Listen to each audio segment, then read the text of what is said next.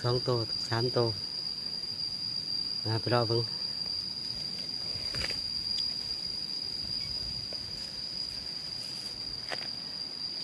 มากินหมากไหม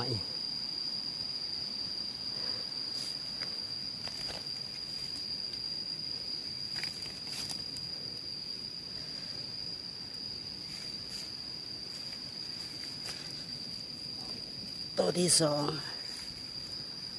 โอ้ตัวนี้หน่อยกว่าหมูโอ้ตัวนี้น้อย ลูก5 มิ้นพี่น้องยิงเลย3 ตัว 4 ตัวแล้วพี่น้อง3 ตัวแล้ว